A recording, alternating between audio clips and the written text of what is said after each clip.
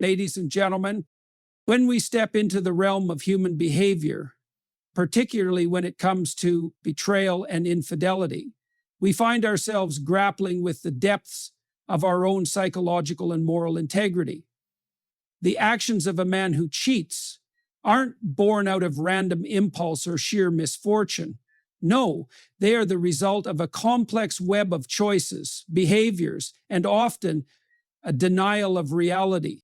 As we dive into this, we must first acknowledge something critical. The individual is responsible, and that responsibility, especially in the case of betrayal, is often evaded. You see, every man who cheats always says the same things. 9 specific phrases that give us insight into the nature of his inner world, and more importantly, the narrative he tells himself to avoid confronting the uncomfortable truths of his actions. When we discuss infidelity, we are not merely talking about an isolated event, a single lapse in judgment, or a moment of weakness. At its core, we are dealing with the much larger and far-reaching issue of personal responsibility, the essence of what it means to be a human being with the capacity for agency, choice, and most importantly, the ability to confront the consequences of our actions. One of the first and most important things to understand about any form of betrayal is that it is not an accident. It is not an unintentional occurrence that just happens out of the blue. This is perhaps one of the most dangerous myths perpetuated by those who have cheated. The idea that infidelity is a spontaneous, unforeseen event that occurs due to some external force or circumstance. In reality, infidelity is the culmination of a series of choices, conscious and unconscious, that lead a person down a path of moral decay and self-deception. To take responsibility for your actions means acknowledging that you, and you alone, have the power to steer the course of your life. It means admitting that despite the complex web of emotions, desires, and external influences that surround us, we still have the ability to make decisions. We are not merely passive observers of our own lives. We are active participants every single day in determining the direction we will go. To say "I didn't mean for it to happen" is to abdicate this responsibility, to give up the authority we have over ourselves and our decisions. It's a refusal to own the fact that you made a choice, and that in making that choice you accepted all the consequences that would follow. Personal responsibility also means understanding that our actions affect others. When we cheat, we are not only betraying someone else's trust, we are betraying our own sense of integrity. It's easy to get lost in the emotional chaos that comes with such an event, but we must pause and consider the broader implications. What does it mean about your own character if you are willing to betray someone you've promised loyalty to? What does it say about your commitment to truth, to growth, to living in alignment with your values? This is not simply an issue of hurting someone else. It is an issue of what kind of person you are becoming. If you are not able to take responsibility for your own actions, if you cannot look at yourself in the mirror and say, "I did this and I must accept the consequences," then you will remain stuck in a cycle of denial and avoidance. Denial, though, is not just a defense mechanism. It is a form of self-deception. It's the psychological trick we play on ourselves when we don't want to confront the deep, often uncomfortable truths about our own motivations. Sometimes she might even make the truth like it's real, so it makes it harder to believe the truth of your own motivations. And that's where the issue of false self-stories comes in. "It didn't mean for it to happen" sounds a lot better than saying, "I knew what I was doing and I made a conscious choice to act in a way that betrays my values and responsibilities." The first is an escape. The second is an invitation to take ownership, and through that ownership, to confront the deeper, darker parts of ourselves that we would prefer to ignore. And really, at the end of the day, taking responsibility also means understanding that your emotions, your desires, your impulses are not exempt from your control. Many individuals who cheat claim that they are driven by desire or carried away by emotions.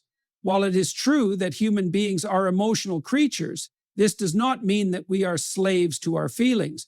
We are not merely victims of our desires. Desires are like forces, powerful, often uncontrollable forces. but they can be channeled, directed, and understood. Desire, when viewed as something entirely outside of our conscious control, is an abdication of responsibility.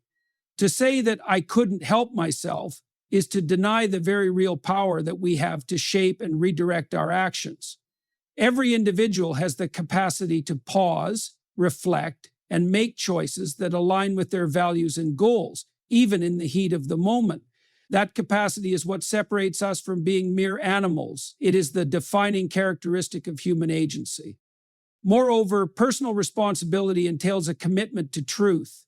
The act of cheating is, in many ways, an act of lying, not only to another person, but to oneself. The internal story that a person who cheats tells themselves often involves the distortion of facts, rationalizations, and outright deceit. It's a way of avoiding the discomfort of facing the truth of one's actions. The individual who cheats must ask themselves difficult questions. Why did I do this? What part of myself did I refuse to acknowledge or confront? What does this act say about how I view myself and my commitments? These questions require honesty and introspection, two qualities that are foundational to taking personal responsibility. And it is perhaps one of the hardest truths to accept. We are not victims of our circumstances or our desires. At the end of the day, we are the sum of our choices, and we are responsible for those choices. Personal responsibility is not just a moral or ethical stance, it is the foundation of psychological health. When we refuse to take responsibility, when we blame others or external forces for our actions, we undermine our own growth. We remain stuck in the same patterns, unable to move forward because we cannot face the reality of our own limitations and flaws. Furthermore, personal responsibility does not stop at merely accepting the consequences of one's actions. It also involves taking active steps to repair the damage done both to others and to oneself. It means asking the hard questions. How can I rebuild trust? How can I restore integrity in my life? These questions are not easy, and the answers may not be clear, but they are essential if one is to grow, heal, and move forward in a meaningful way. Taking responsibility for infidelity doesn't just mean admitting fault. It means committing to change, learning from the experience, and striving to be a better person in the future. In this sense, personal responsibility is not just about avoiding harm, it is about becoming the best version of yourself.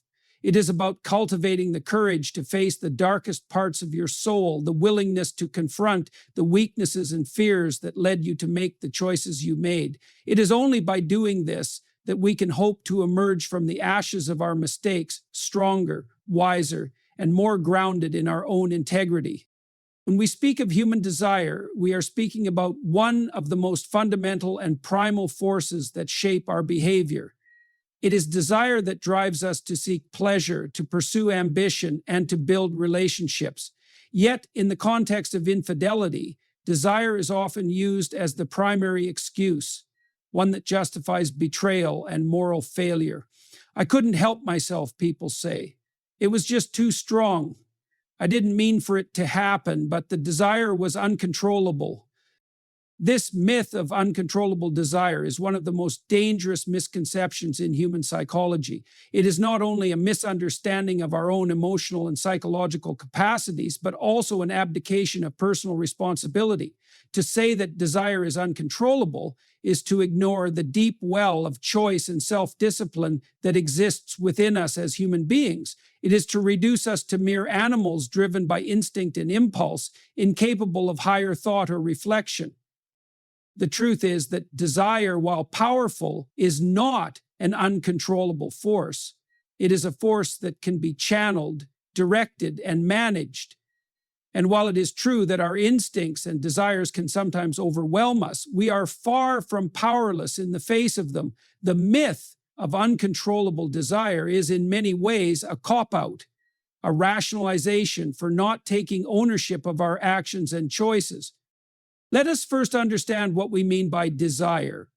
Desire is a complex and multifaceted emotion that encompasses everything from basic needs, such as hunger or thirst, to more sophisticated abstract longings, such as the desire for success, validation, or even the pursuit of meaning. Desire in its essence, is a motivating force. It is what drives us to take action in the world. But desires are not all the same. There are short-term, immediate desires, which often relate to physical pleasure, and there are long-term, more abstract desires that involve personal development, meaningful relationships, and the pursuit of purpose. While both are important, the ability to recognize and act upon the higher-order desires, the ones that involve long-term fulfillment and growth, is what separates us from mere animals. It is this ability to prioritize higher desires over lower, more impulsive ones that defines maturity and wisdom. Now, the argument that desire is uncontrollable comes from the fact that human beings, like all living creatures, have instincts, deeply ingrained biological urges that drive us to seek out pleasure and avoid pain. These instincts are part of our evolutionary heritage.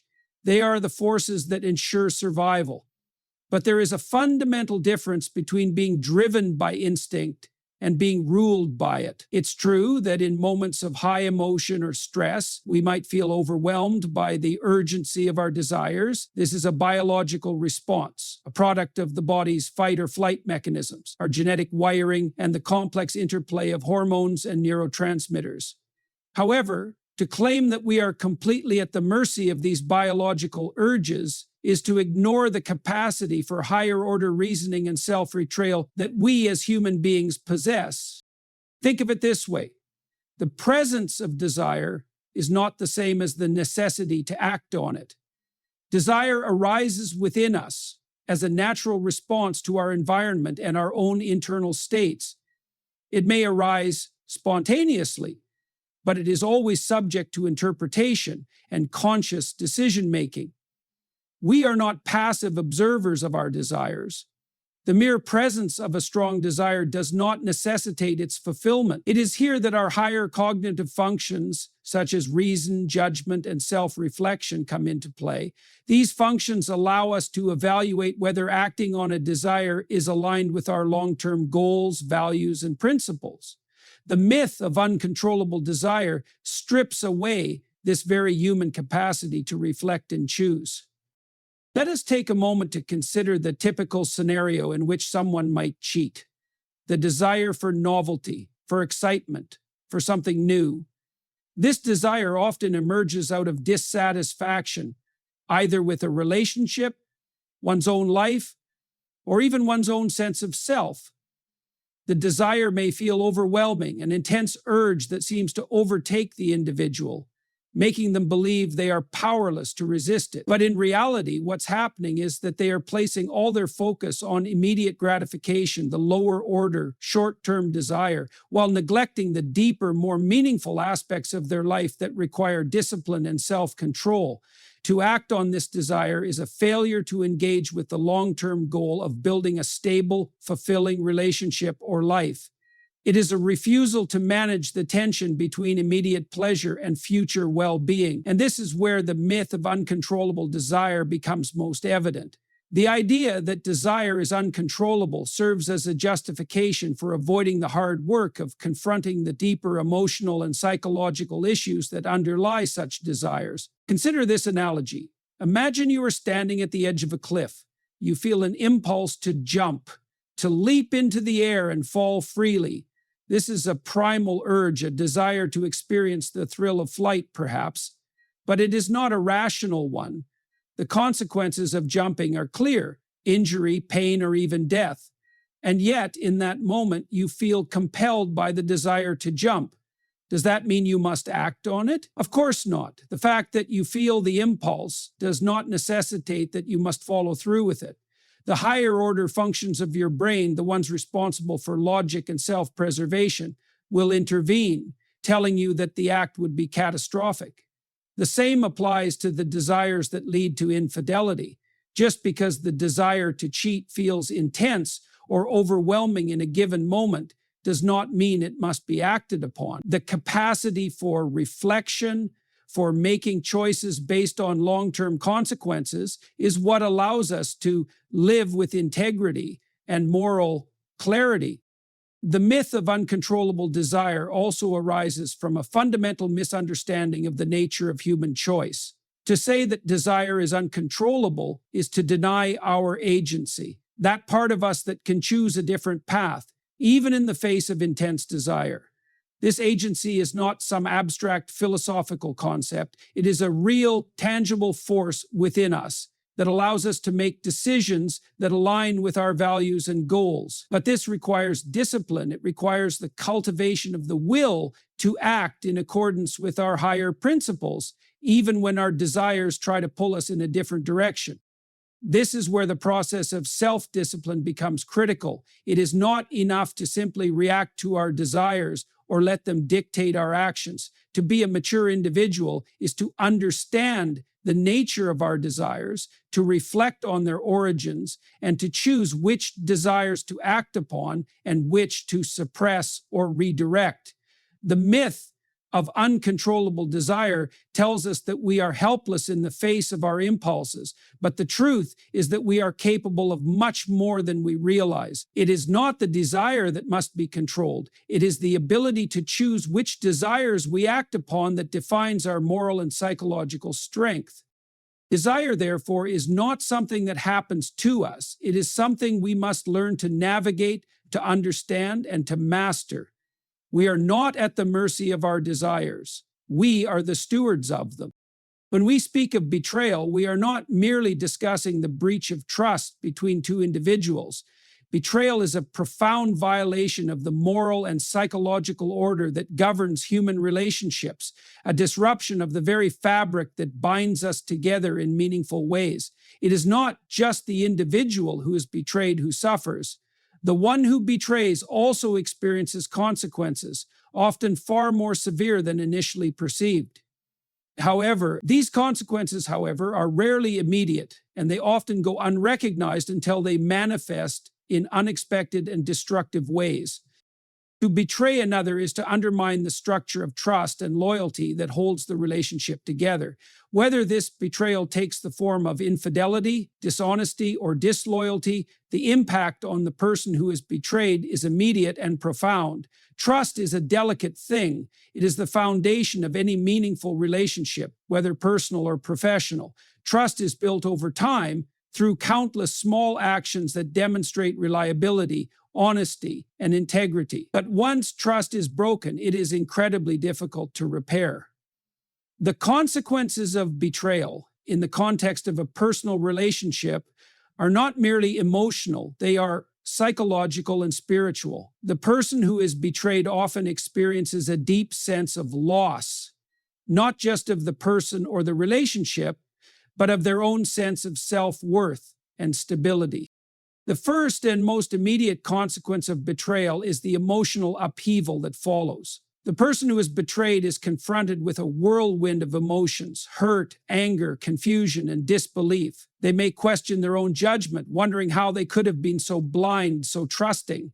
They may even begin to question their own value, feeling as though they were somehow unworthy of the loyalty and respect they believed they had earned. This emotional devastation can be all-consuming. It strips the individual of their sense of security and leaves them exposed to the uncertainty of not knowing whom or what to trust. The bond that was once secure is now broken, leaving them in a state of psychological turmoil. But the emotional pain is only the surface level. Betrayal cuts much deeper. It disrupts the fundamental sense of self, causing a fracture in the person's worldview. Human beings are meaning-making creatures. We seek coherence, consistency, and stability in our relationships, in our understanding of the world, and in our understanding of ourselves. When that foundation is shattered by betrayal, the individual is left in a state of existential crisis. They are faced with the painful realization that the world is not as secure or trustworthy as they once believed. This realization can cause deep psychological distress as the individual grapples with the uncertainty of not knowing whom they can trust or what they can rely on in the future. Betrayal also has a significant impact on one's sense of identity. In close relationships, particularly those built on mutual trust and respect, we often define ourselves in part by the people we trust and the relationships we hold dear.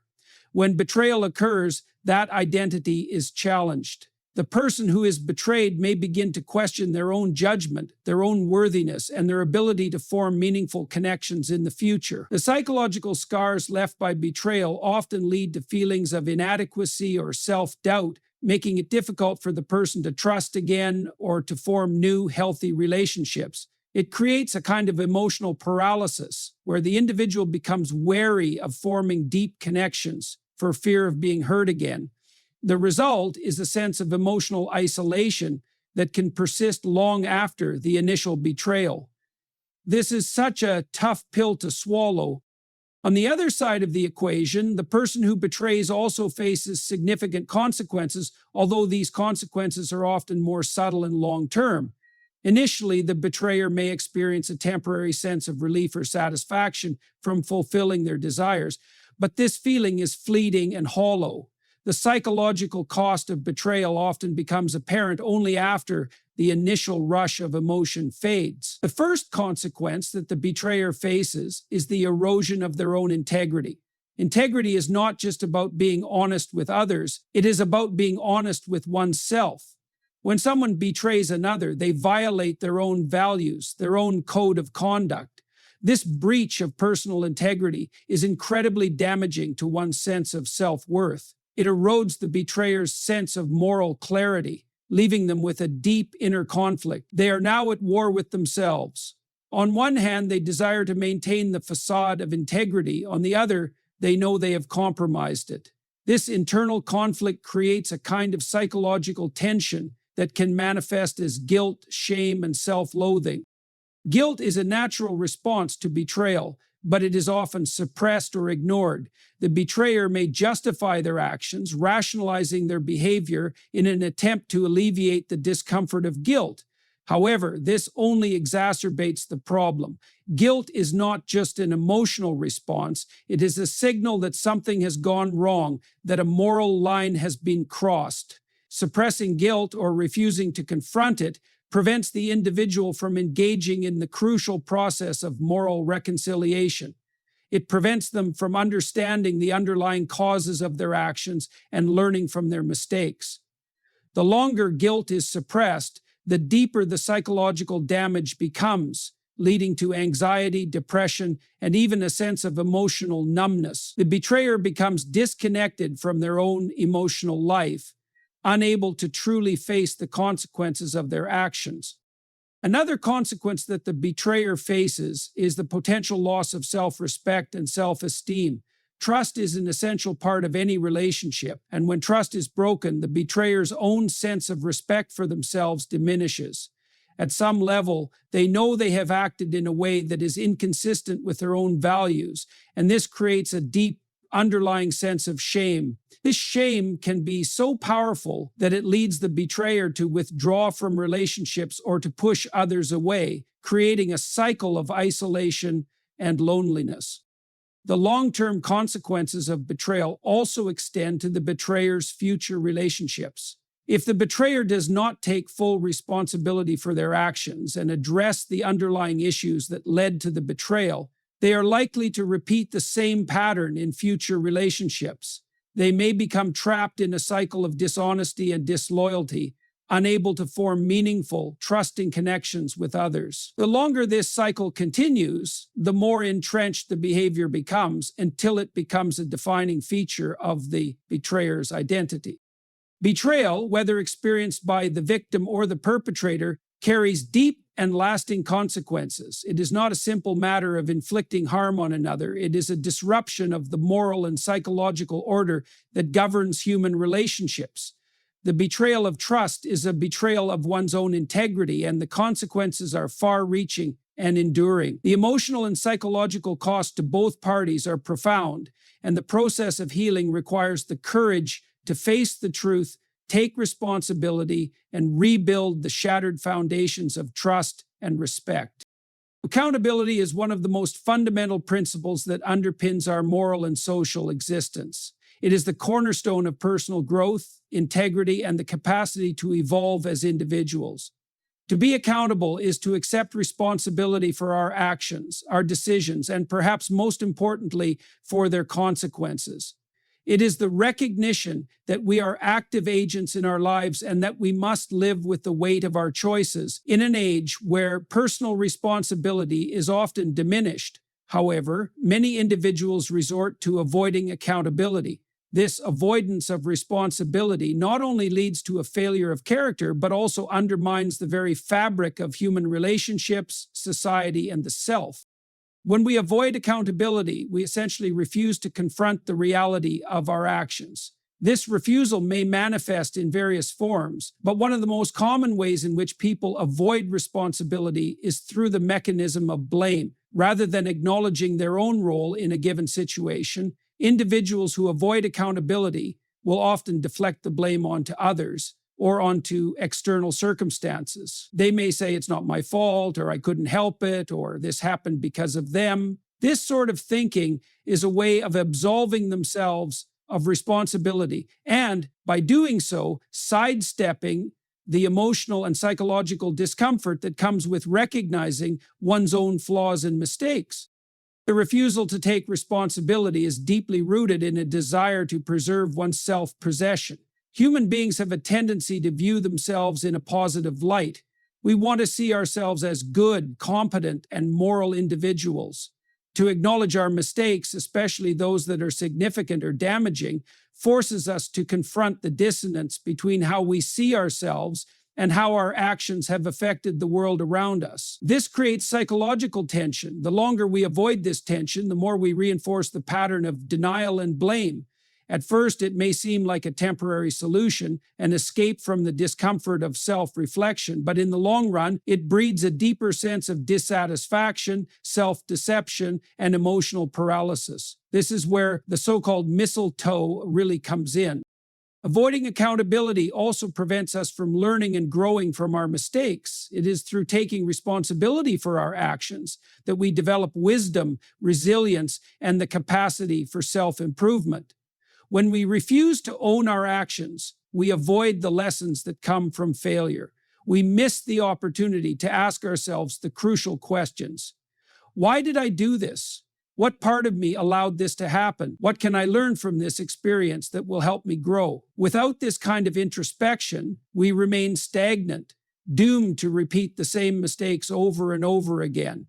This cycle of evasion and repetition not only diminishes our personal development, but also erodes our ability to build meaningful and trusting relationships. One of the most insidious ways in which people avoid accountability is through the externalization of blame. The world is full of things and people that can serve as convenient scapegoats. It is easy to blame an unfair boss, a difficult childhood, or even an overbearing society for the difficulties in our lives. And while it is true that external factors can influence our circumstances, we must never forget that we have a significant degree of agency in how we respond to these factors. By externalizing blame, we relinquish this agency, allowing ourselves to be controlled by forces outside of our control rather than exercising the power we have to shape our own lives.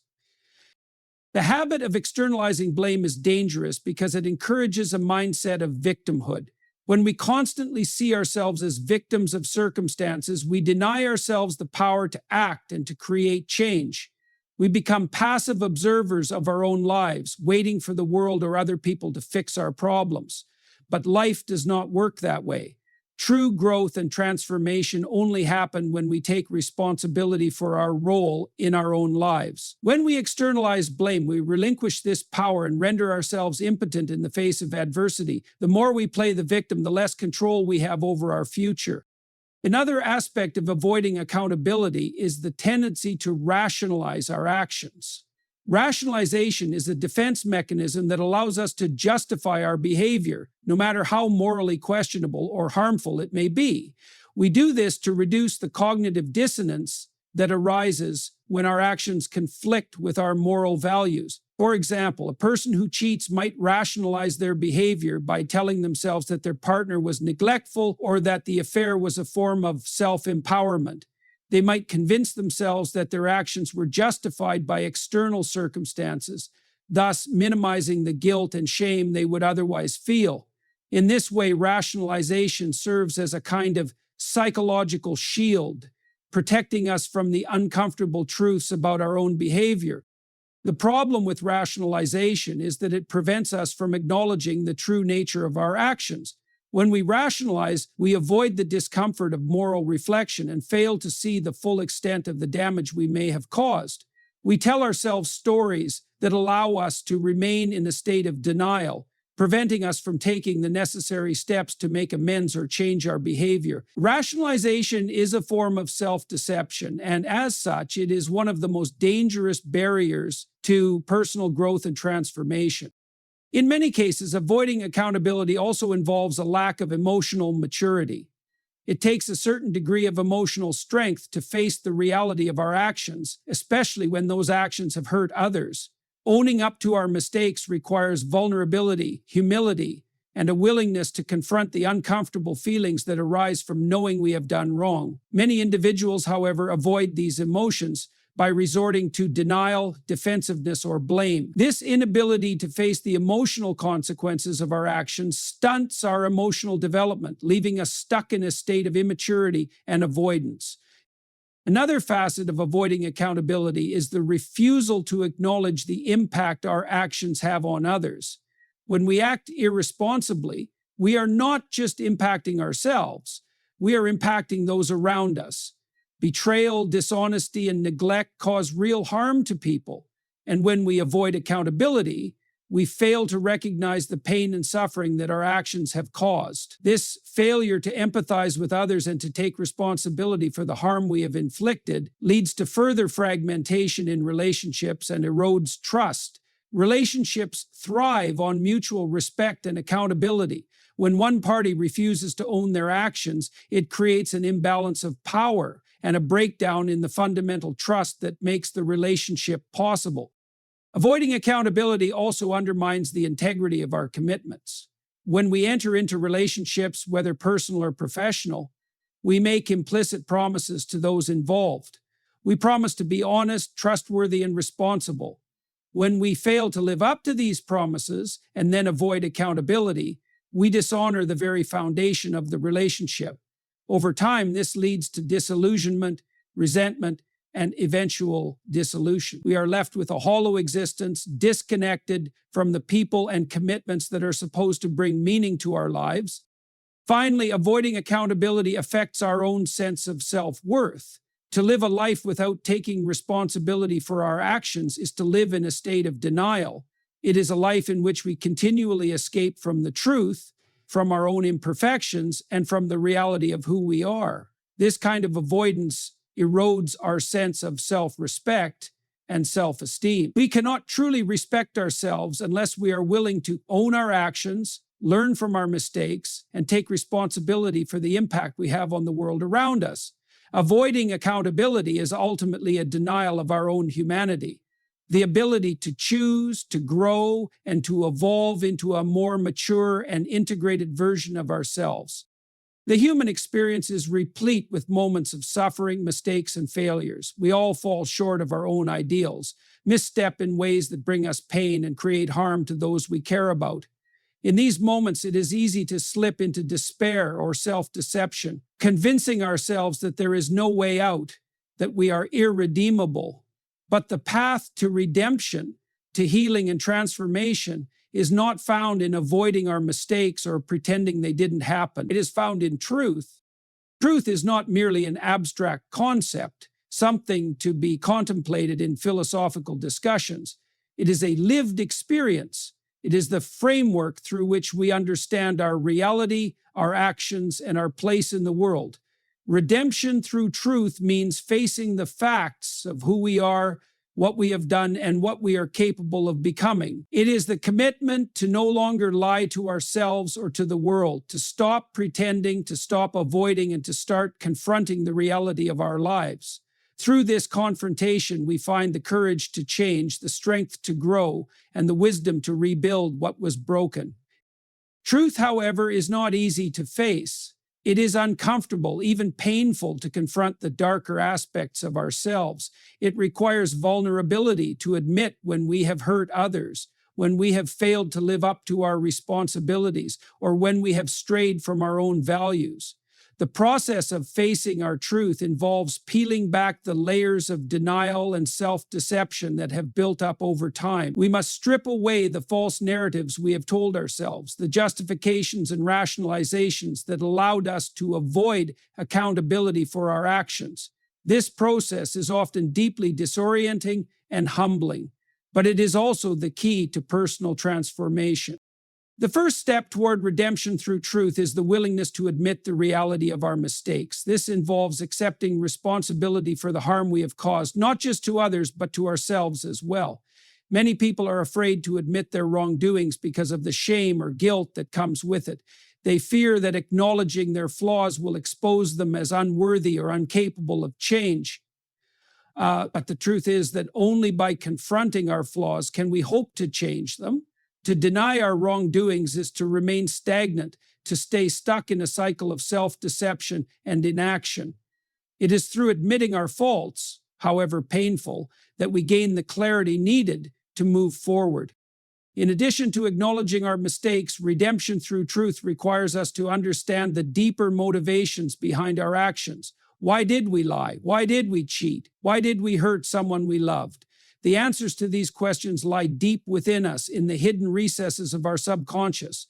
Often we act out of fear, insecurity, or a desire to escape some discomfort. We may seek validation, approval, or a sense of control over our lives. We may act out of jealousy, rage, or an overwhelming sense of inadequacy. But these motivations, however understandable, do not absolve us of responsibility. Understanding them, however, is critical for our redemption. It is not enough to simply say, I did something wrong. We must also ask ourselves, why did I do this? What part of me was missing, and how can I address it?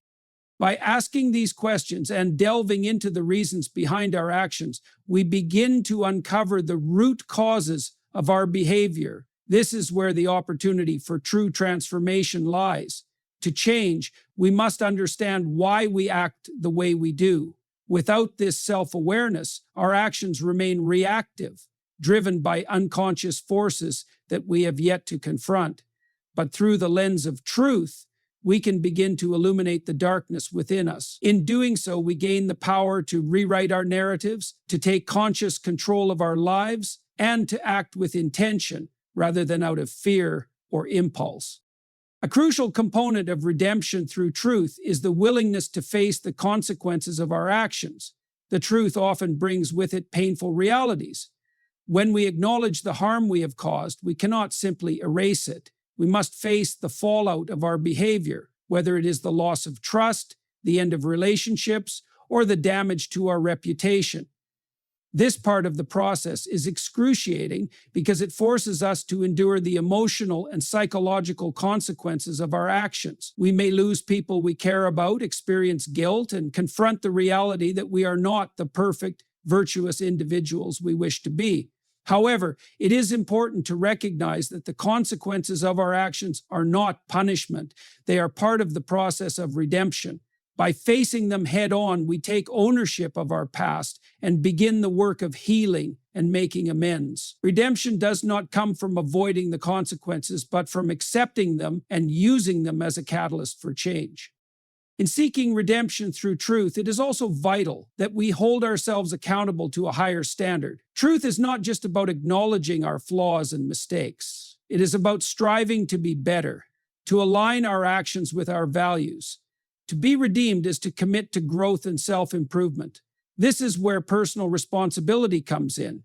It is easy to claim that we have faced our mistakes, but true redemption is not merely a one-time event. It is a continuous process of becoming. We must hold ourselves accountable to the truth we have discovered and use it as a compass to guide our decisions moving forward. Redemption through truth requires us to act with integrity, to be honest, not only with others, but with ourselves. It involves being consistent in our values and actions, even when it is difficult or inconvenient. The journey to redemption is long and fraught with obstacles, but it is through this commitment to truth and growth that we rebuild our character and forge a path toward a more meaningful life. Part of the redemption process also involves seeking forgiveness from those we have wronged. However, it is essential to understand that forgiveness is not guaranteed. The people we hurt may not be ready or willing to forgive us. This is where the true test of our character lies. Are we willing to face the consequences of our actions, regardless of whether we receive forgiveness or not? Are we willing to take responsibility, even if others choose not to heal or move forward with us? Redemption does not depend on the approval of others. It depends on our commitment to truth and our willingness to change, regardless of external validation. Through all of this, it is important to recognize that redemption through truth does not mean perfection. We are flawed beings and we will continue to make mistakes throughout our lives. But the difference between those who are stuck in despair and those who find redemption lies in their relationship with truth. The person who embraces truth, who accepts responsibility, and who strives for continuous growth, even in the face of failure, is on the path to redemption. Truth is the means by which we redeem ourselves, not by erasing our past or pretending it didn't happen, but by facing it squarely and using it to transform who we are. In conclusion, the journey toward redemption is not an easy or comfortable one. It demands that we face the full extent of our actions, acknowledge the harm we have caused, and confront the uncomfortable truths about who we are. Redemption is not about escaping the consequences of our mistakes or pretending they didn't happen. It is about embracing the truth with courage, taking responsibility for our choices, and using that understanding as a catalyst for growth and transformation. Through the process of confronting our flaws, understanding the deeper motivations behind our actions, and committing to personal responsibility, we create the foundation for true change. Redemption is not a one-time event, but a continuous effort to become more aligned with our values, to learn from our mistakes, and to act with integrity. Ultimately, it is through the pursuit of truth, no matter how painful, that we can rebuild our character, forge healthier relationships, and live a more meaningful, purposeful life. The path may be long and the work may be difficult, but it is the only path that leads to genuine healing, growth, and redemption.